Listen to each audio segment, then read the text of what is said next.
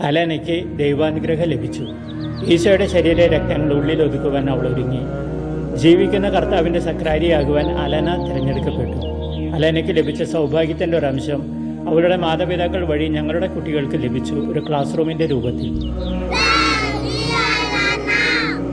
ബത്തലത്താലയിലെ 15 ഗ്രാമപള്ളികൾ ഉൾപ്പെടുന്ന ഇടവക ഏറ്റെടുത്തതിനോടൊപ്പം ഇവിടുത്തെ ഗ്രാമങ്ങളിലെ കുട്ടികളുടെ വിദ്യാഭ്യാസവും അഭിവൃദ്ധിപ്പെടുത്തണമെന്ന് ഞങ്ങൾ ആഗ്രഹിച്ചിരുന്നു.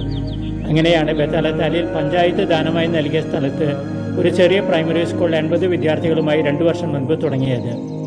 ഈ വർഷം സെപ്റ്റംബറിൽ അധ്യയന വർഷം തുടങ്ങാനായി ക്ലാസ് റൂം തികഞ്ഞിരുന്നില്ല. പ്രോജക്റ്റിന് അപേക്ഷിച്ചിട്ട് ലഭിക്കാതിരുന്ന അവസരത്തിലാണ് അലേനയുടെ പിതാവ് ഞങ്ങളുടെ സഹായത്തിനെത്തിയത്.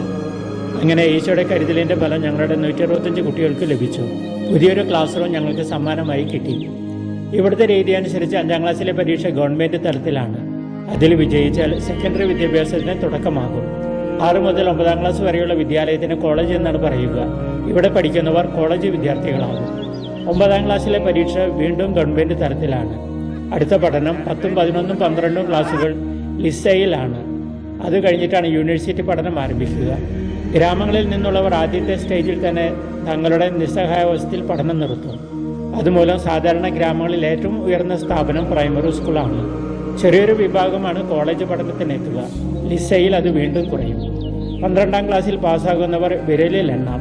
യൂണിവേഴ്സിറ്റി സാധാരണ ഗ്രാമീണർക്ക് അപ്രാപ്യവുമാണ്. ഗവൺമെൻറ് വിദ്യാലയങ്ങളിൽ പഠനം ശരിക്കും നടക്കാത്തത് മൂലവും ക്ലാസ് മുറികളുടെയും അധ്യാപകരുടെയും അഭാവം മൂലവും ഗ്രാമങ്ങളിൽ ഉന്നത വിദ്യാഭ്യാസമുള്ളവരെ കണ്ടെത്തുവാൻ കഴിയില്ല. പ്രൈമറി സ്കൂളിലെ ടീച്ചർമാരെ വരെ കണ്ടെത്തുവാൻ ബുദ്ധിമുട്ടേണ്ടി വരുന്നുണ്ട്.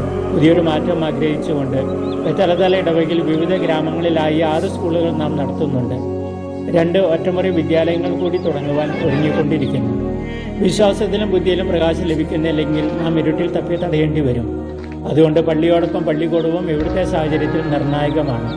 കരിന്തിരി കത്തുന്ന അറിവിൻ്റെ തിരികൾ ഉജ്ജ്വലമായി തെളിയിക്കപ്പെടുവാൻ പ്രകാശത്തിൻ്റെ തമ്പുരാനെ അനുഗ്രഹിക്കട്ടെ എന്ന് പ്രാർത്ഥിക്കുകയും ആശിക്കുകയും ചെയ്യുന്നു.